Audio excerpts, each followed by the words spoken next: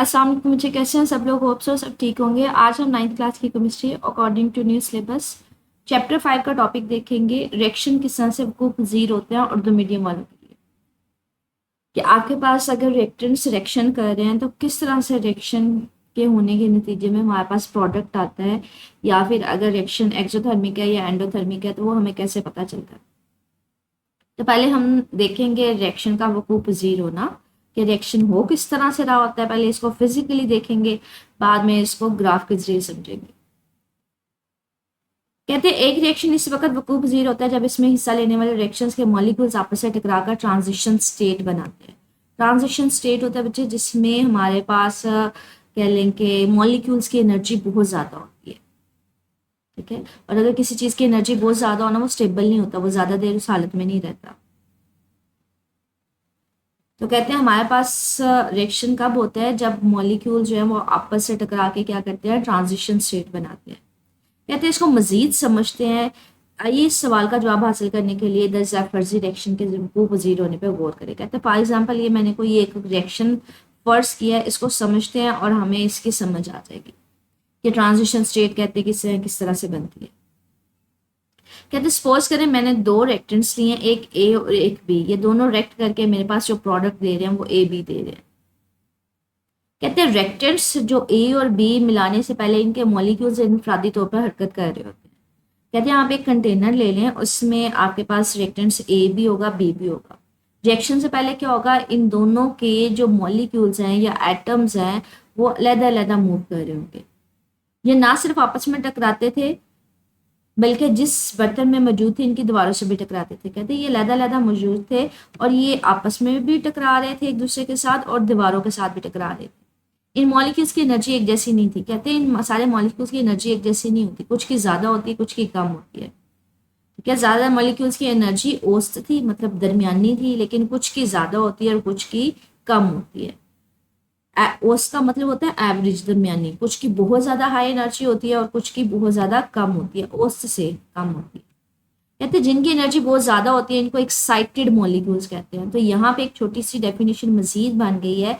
Excited molecules कहते हैं ऐसे मॉलिक्यूल्स जिनकी एनर्जी औसत से ज़्यादा होती है। औसत का मतलब है दरमियाना, नॉर्मल एनर्जी। नॉर्मल एनर्जी से अगर मॉलिक्यूल्स की एनर्जी ज़्यादा है तो हम उसको क्या कहते हैं, एक्साइटेड मॉलिक्यूल्स कहते हैं। जब इन रिएक्टेंट्स के मॉलिक्यूल्स को आपस में मिलाया जाता है तो एक दूसरे से टकराना शुरू कर देते हैं, और जिन मॉलिक्यूल्स की एनर्जी उससे कम होती है इनके टकराने से कोई नतीजा बरामद नहीं होता। कहते सारे जब टकराते हैं ना तो ऐसा नहीं होता कि सबके टकराने से आपके पास रिएक्शन हो।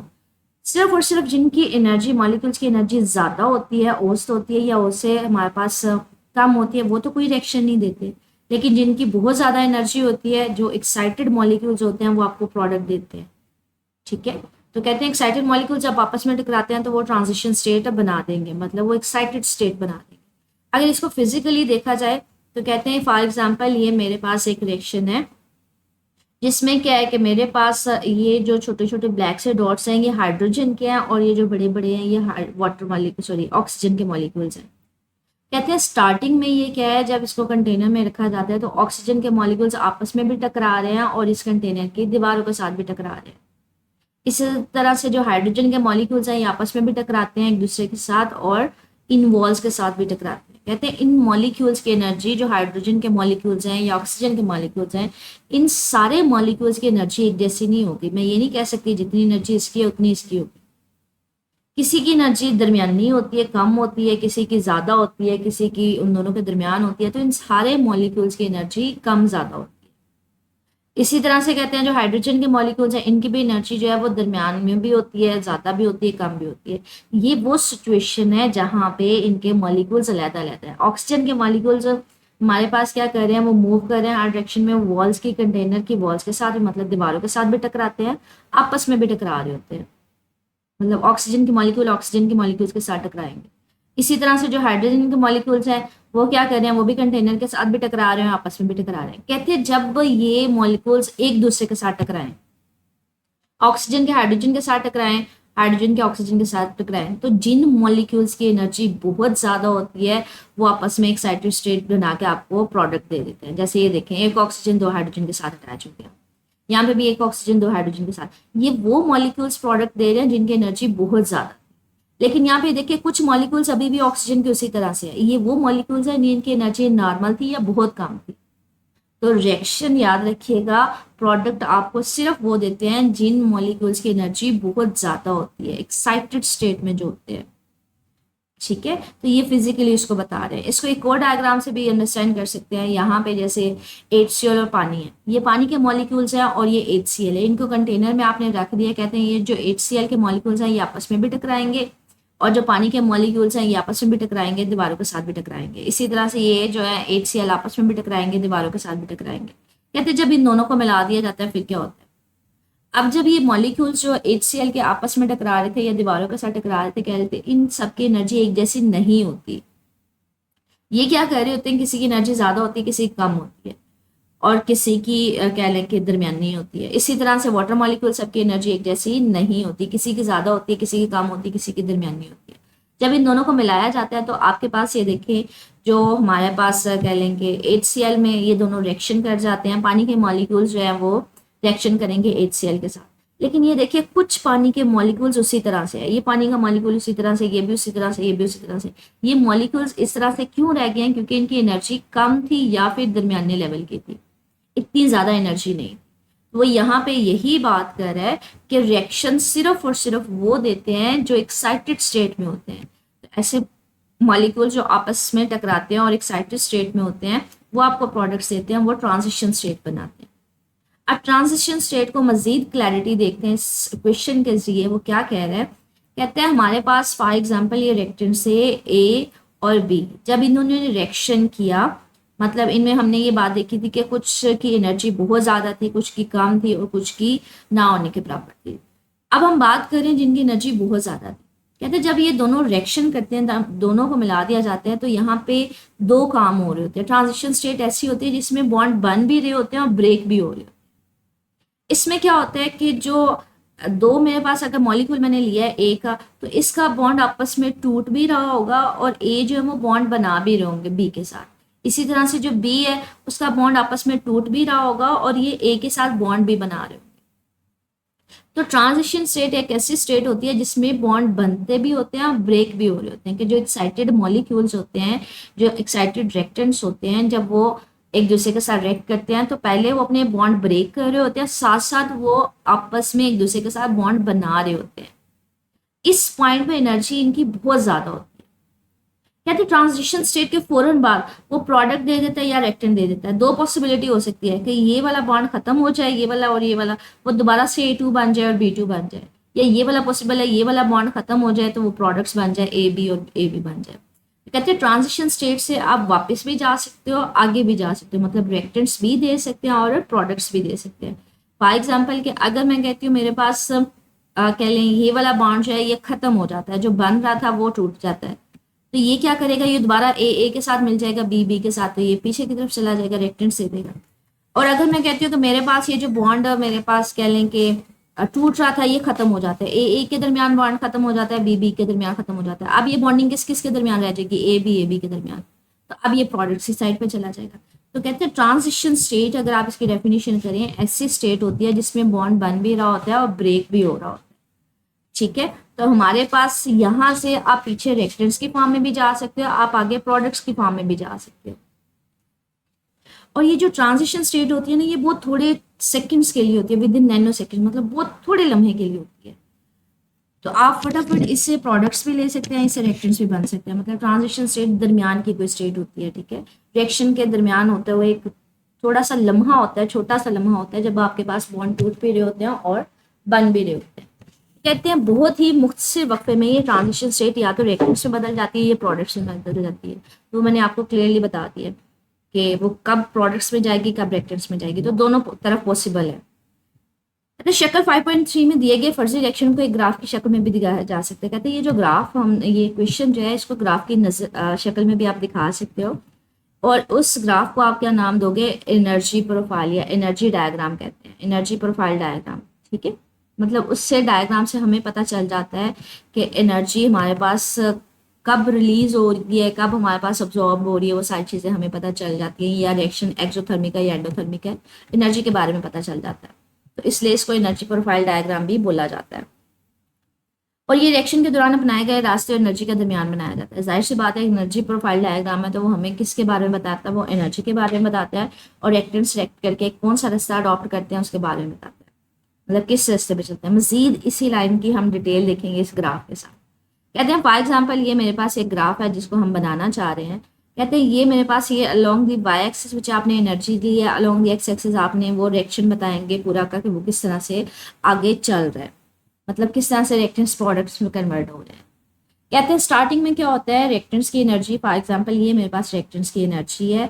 आप क्या करते हो, रिएक्टेंट्स हमने कहा है कि रिएक्टेंट्स से प्रोडक्ट कब बनते हैं, जब रिएक्टेंट्स के अपने बॉन्ड टूट रहे होते हैं, वो टूटते हैं तो वो फिर प्रोडक्ट बनाते हैं, नए सिरे से वो मिलकर प्रोडक्ट बनाते हैं।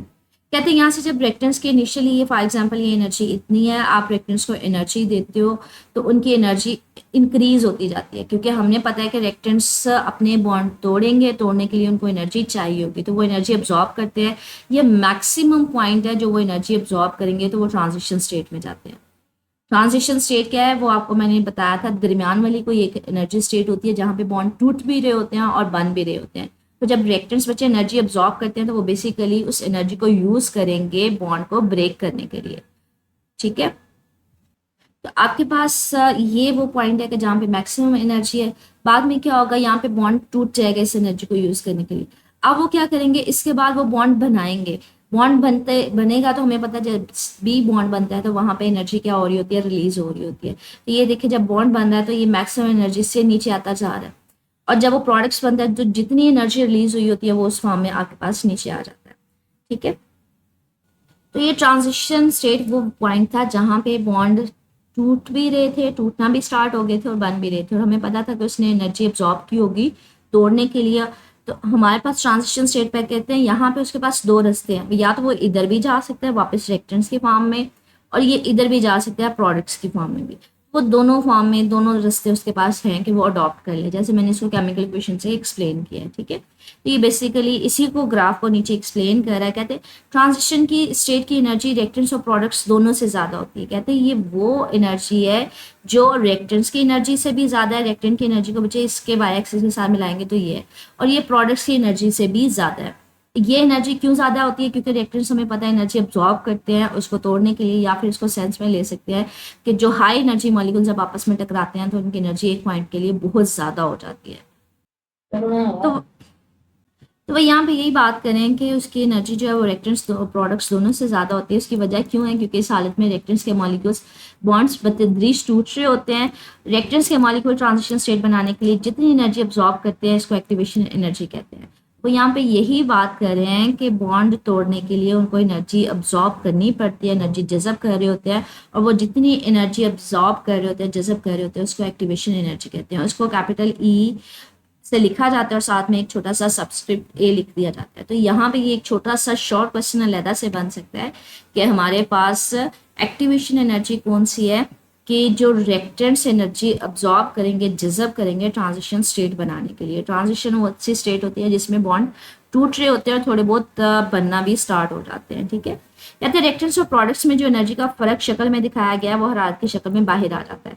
कहते हैं फॉर एग्जांपल ये अगर देखें तो आपके पास रिएक्टेंट्स की एनर्जी ये थी, उन्होंने एनर्जी जज़ब की बॉन्ड तोड़ने के लिए तो उनकी एनर्जी मैक्सिमम हो गई ट्रांजिशन स्टेट पे। जैसे ही बॉन्ड बनना शुरू है तो वो एनर्जी रिलीज भी कर रहा है, रिलीज करता हुआ वो उसकी एनर्जी, प्रोडक्ट्स की एनर्जी अब इतनी होगी। अब ये देखिए ग्राफ से पता चल रहा है प्रोडक्ट्स की एनर्जी ज़्यादा कम है रिएक्टेंट्स की निस्बत, मतलब बॉन्ड बनने के दौरान ज़्यादा एनर्जी रिलीज हुई है। जब आपने कम करवाई थी एनर्जी ज़्यादा रिलीज हुई है, तो इसलिए हम कहते हैं ये एक्सोथर्मिक है। कितनी ज़्यादा एक्सोथर्मिक होगी, ये जो दोनों का डिफरेंस है, आप इनको वाई एक्सिस के साथ मिला दें, रिएक्टेंट्स को भी और प्रोडक्ट्स को भी, ये जो गैप है ये हमें बता रहा है कि इतनी एनर्जी हमारे पास रिलीज हुई है, इतना इंथाल्पी चेंज आया। Delta H basically change in energy को बताता है, इंथाल्पी चेंज को बताता है। तो इंथाल्पी रिएक्शन आप बता सकते हो। कहते हैं शक्ल 5.4 में एक एक्सोथर्मिक रिएक्शन के रास्ते को दिखाया गया है। इसका एक ग्राफ एंडोथर्मिक रिएक्शन के लिए बनाया जा सकता है। कहते हैं ये ग्राफ जो था ये बेसिकली किसको बता रहा था, एक्सोथर्मिक को, मतलब रिएक्टेंट्स की एनर्जी कम थी, मतलब उन्होंने जो जज़ब की थी, लेकिन जो रिलीज हुई थी प्रोडक्ट्स बनने के दौरान वो ज़्यादा थी। तो हमने कहा था ये एक्सोथर्मिक है, इतनी एनर्जी रिलीज हुई होगी। कहते हैं ये तो एक्सोथर्मिक है। अगर आप कोई रिएक्शन बताना चाहें जो एंडोथर्मिक हो, एंडोथर्मिक क्या है, जिसमें अब्जॉर्ब एनर्जी ज़्यादा हुई होगी। जैसे ये रिएक्टेंट्स है, जब ये ट्रांजिशन स्टेट में जा रहे थे, मतलब बॉन्ड तोड़ने के लिए जो इन्होंने एनर्जी जज़ब की थी, जैसे ही बॉन्ड बनना शुरू होते हैं तो वो एनर्जी रिलीज कर रहे होते हैं। अब ये देखिए प्रोडक्ट्स बन गए, अब प्रोडक्ट्स की एनर्जी जो है वो ज़्यादा है रिएक्टेंट से। रिएक्टेंट की एनर्जी ये है, आप इसको डॉटेड लाइन से शो कर सकते हैं। जो प्रोडक्ट की एनर्जी है वो ये है, इसको डॉटेड लाइन से ना वाई एक्सिस के साथ मिला दें, ठीक है। अब प्रोडक्ट की एनर्जी यहाँ पे कर रही है एग्जिस्ट, प्रोडक्ट की एनर्जी ज़्यादा है, रिएक्टेंट की कम है, तो इनके दरमियान का जो डिफरेंस है वो हमें बता रहा है कि उसने एनर्जी ज़्यादा अब्जॉर्ब की थी रिएक्टेंट्स ने ट्रांजिशन स्टेट से जाने के लिए, ट्रांजिशन स्टेट तक जाने के लिए। तो ये जो एनर्जी अब्जॉर्ब ज़्यादा की है तो हम कहते हैं वो एक एंडोथर्मिक प्रोसेस है, क्योंकि उसने एनर्जी अब्जॉर्ब ज़्यादा की है, ठीक है। कहते हैं जब किसी रिएक्शन में कैटालिस्ट इस्तेमाल किया जाता है, यहाँ पे एक नया वर्ड इस्तेमाल हो रहा है, कैटालिस्ट। अब हम देखेंगे कैटालिस्ट है क्या। कहते हैं जब किसी रिएक्शन में कैटालिस्ट डाला जाता है तो कैटालिस्ट रिएक्शन होने के लिए दरकार एक्टिवेशन एनर्जी को कम कर देता है। कैटालिस्ट बच्चे एक ऐसा, हम कह लें कोई भी चीज़ होती है जिसको अगर रिएक्शन में डालते हैं तो वो रिएक्शन को बड़ी जल्दी उसकी स्पीड तेज कर देते हैं, मतलब आपके पास प्रोडक्ट्स बनने का अमल तेज हो जाता है। तो कहते हैं वो अमल या रिएक्शन को तेज कैसे करवा रहा होता है, वो बेसिकली एक्टिवेशन एनर्जी जो है वो कम कर रहा होता है, ठीक है। ये जो हमने कहा है ना ट्रांजिशन स्टेट के लिए जो इसकी एनर्जी होती है एक्टिवेशन एनर्जी, वो कम करता है। वो कम करेगा तो ऑटोमेटिकली क्या होगा, वो जल्दी प्रोडक्ट्स में चेंज हो जाएगा। जैसे ये रिएक्टेंट्स है, अगर कैटालिस्ट इस्तेमाल नहीं करते तो वो एनर्जी ज़्यादा जज़ब करता है ट्रांजिशन स्टेट तक जाते जाते, और जब वो प्रोडक्ट्स बनेंगे तो वो कह लें एनर्जी रिलीज हो जाएगी। कहते हैं अगर उसमें कैटालिस्ट डाल देते हैं तो वो क्या करता है, रिएक्टेंट्स की जो एक्टिवेशन एनर्जी है उसी को कम कर देता है। मतलब कम एक्टिवेशन एनर्जी पे वो बॉन्ड टूट जाते हैं, थोड़ी सी एनर्जी अब्जॉर्ब करेगा और वो फटाफट प्रोडक्ट्स में चेंज हो जाएगा। तो इस तरह से हम कहते हैं अगर वो एनर्जी कम कर देगा एक्टिवेशन, तो टाइम भी तो कम हो जाएगा, तो वो जल्दी ऑब्टेन कर लेगा और जल्दी प्रोडक्ट्स में चेंज हो जाएगा। तो कहते हैं वो अपना रास्ता बदल लेता है, पहले ये रास्ता था, बाद में उसका रास्ता ये था। तो कैटलिस्ट सिर्फ और सिर्फ रिएक्शन को तेज किस तरह से करवा रहा होता है, वो उसकी एक्टिवेशन एनर्जी को कम कर रहा होता है। कहते हैं इस तरह से उनका रास्ता भी तब्दील हो जाता है। एक्टिवेशन एनर्जी कम होने से ज़्यादा रिएक्टेंट्स के मॉलिक्यूल्स प्रोडक्ट्स के मॉलिक्यूल्स में तब्दील होना शुरू हो जाते हैं, जिनसे रिएक्शंस की रफ्तार बढ़ जाती है। मैंने यही बात की कि प्रोडक्ट्स आपके पास जल्दी आना शुरू हो जाएंगे। कहते हैं रिएक्शन में इस्तेमाल होने वाले कैटालिस्ट एक ऐसी अशिया है, ये कैटालिस्ट की डेफिनेशन है, शॉर्ट क्वेश्चन अलहदा से बन सकता है कि कैटालिस्ट होते क्या हैं। कि कैटालिस्ट एक ऐसी चीज़ है जो रिएक्शन को तेज कर देती है। वो खुद किसी किमियाई तब्दीली का शिकार नहीं होता, मतलब उसमें खुद को उसका कोई फर्क नहीं पड़ रहा होता। जैसे आपने स्टार्टिंग में डाला होता है, बाद में भी वैसा ही आपको कैटालिस्ट मिल रहा होता है। कैटालिस्ट यूज नहीं हो रहा होता, मतलब कह लें कि उसकी कोई तब्दीली नहीं आ रही होती।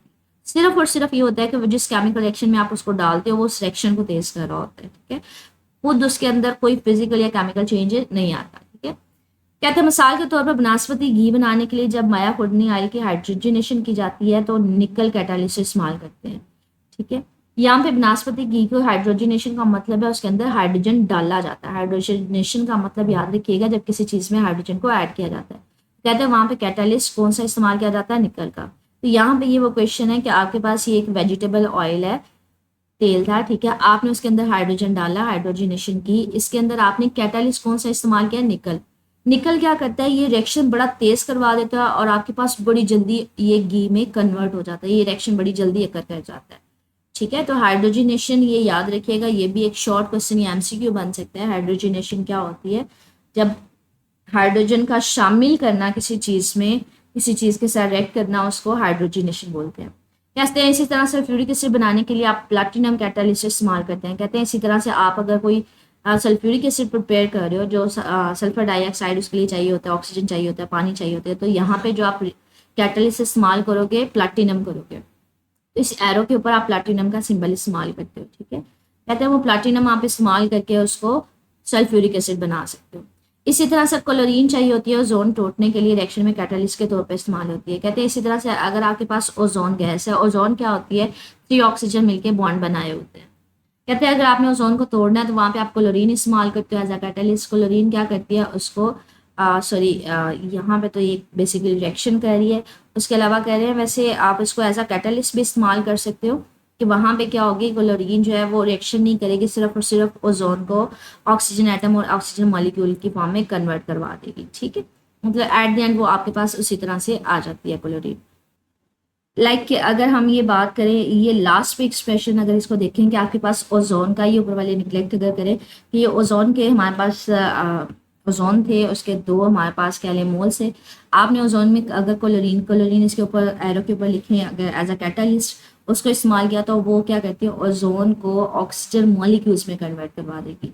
ये अंदर का प्रोसेस है कि वो कैसे किस तरह से उसको रिएक्शन को फास्ट करवा रही होती है, किस तरह से उसको तोड़ रही होती है। ठीक है, तो ओवरऑल यही है कि आप ओजोन को साथ अगर कैटालिस्ट उसमें ऐड करते हो क्लोरीन, तो वो क्या करती है, उसको ऑक्सीजन मॉलिक्यूल्स में कन्वर्ट करवा देती है। ठीक है, तो ये हमारे पास एज ए लॉन्ग क्वेश्चन है कि रिएक्शंस को किस तरह से हमारे पास हो रहे होते हैं रिएक्शंस, उसको आप बताओगे सिंपल इक्वेशन के जरिए, फिर उसको एनर्जी डायग्राम के जरिए बताओगे, तो ये क्वेश्चंस आ जाएंगे। ये अलग से क्वेश्चन आ सकता है कि कैटालिस्ट की इंपॉर्टेंस क्या है। कैटालिस्ट सिर्फ और सिर्फ रिएक्शन को तेज कर रहा होता है, वो क्या करते हैं, एक्टिविटी एनर्जी को, एक्टिवेशन एनर्जी को कम कर देता है।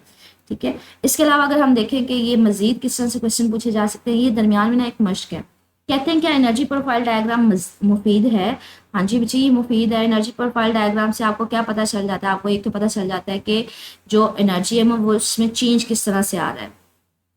इसके अलावा हमें इससे ये भी पता चल जाता है एनर्जी डायग्राम से कि कोई रिएक्शन जो है वो एक्सोथर्मिक है या एंडोथर्मिक है। तो वो यहाँ पे ये बात कर रहा है एनर्जी प्रोफाइल डायग्राम वाकई ही मुफीद है, क्योंकि ये डायग्राम जो है केमिकल रिएक्शन के दौरान होने वाली जो एनर्जी में तब्दीली है उसको समझने में हमें आसानी प्रोवाइड करती है।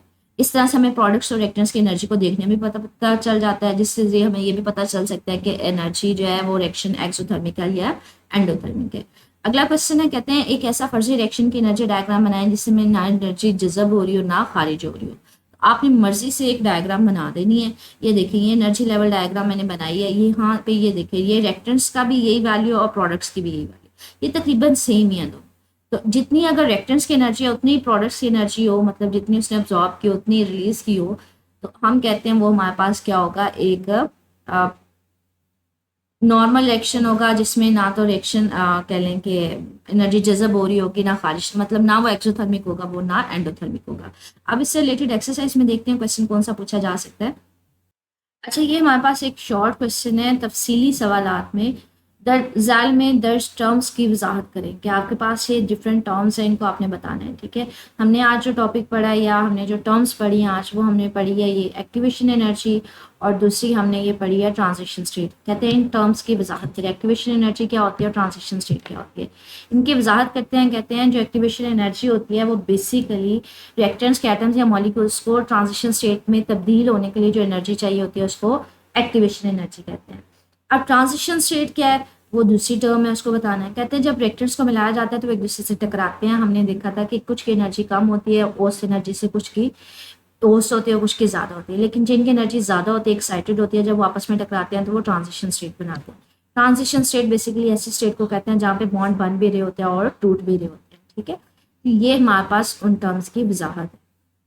इसके अलावा अगर हम क्वेश्चन कोई देखें जो हमारे पास इससे रिलेटेड हो, एरोबिक हमने नहीं पढ़ा, ये हम कल पढ़ेंगे, तो कल इस टर्म की वजाहत करेंगे। यहाँ पे एक मुख्तसर सवाल आता है, कहते हैं दो ऐसे एक्सोथर्मिक रिएक्शंस की एनर्जी प्रोफाइल बनाएं जिनमें से एक रिएक्शन दूसरे से ज़्यादा तेज वकूअ पज़ीर हो रहा हो। तो ये अभी हमने देखा था जिसमें कैटालिस्ट इस्तेमाल करे थे। कैटालिस्ट क्या कर रहा था, एक्टिवेटिव एनर्जी कम कर रहा था, तो जिसकी वजह से हमारे पास एक दूसरे से ज़्यादा तेज था। तो इस पर आप ये वाली डायग्राम बना सकते हैं, लाइक ये वाली डायग्राम। ठीक है, कि कैटालिस्ट की गैर मौजूदगी में क्या होगा, ये रिएक्शन स्लो होगा, और जैसे ही आप कैटालिस्ट ऐड करोगे तो इसकी एक्टिवेशन एनर्जी कम हो जाएगी, तो ये फास्ट हो जाएगा। तो ये देखें, अगर इसका आंसर देखा जाए तो ये वही डायग्राम है जो इसको बता रहा है। ठीक है, तो ये क्वेश्चन का आंसर आपका कवर हो जाएगा। उसके अलावा ये still as a long question है, उसमें ये कंप्लीट आपको याद करना पड़ेगा। इसमें आपके पास छोटे छोटे शॉर्ट क्वेश्चन भी बन रहे हैं, जिससे मैंने आपको हाईलाइट भी करवाया एक्टिवेशन एनर्जी होती क्या है। इसके अलावा आपके पास ये मुश्किल के सवाल आते हैं। इसके अलावा हमारे पास कैटालिस्ट का काम क्या होता है, बेसिकली वो क्या करता है, एक्टिवेशन एनर्जी को कम कर देता है, जिसकी वजह से आपके पास जल्दी वो बॉन्ड ब्रेक होके बनना शुरू हो जाते हैं। इसके अलावा हाइड्रोजनेशन क्या है, कैटालिस्ट है क्या, ये अलहदा से कैटालिस्ट है क्या, वो बेसिकली एक ऐसी चीज़ होती है जो रिएक्शन को तेज़ कर रही होती है। ये अलहदा से शॉर्ट क्वेश्चन है। हाइड्रोजनेशन क्या है, बेसिकली एडिशन है हाइड्रोजन की किसी भी चीज़ में। ठीक है, तो ये अंदर छोटे छोटे शॉर्ट क्वेश्चन है। ओवरऑल ये लॉन्ग क्वेश्चन है कि रिएक्शन किस तरह से टेक प्लेस करता है या होता है, किस तरह से वो वकूअ पज़ीर होता है। स्टिल कुछ कोई पॉइंट पूछना हो तो मेरे से कमेंट सेक्शन पूछ लीजिएगा। ओके, अल्लाह हाफिज़।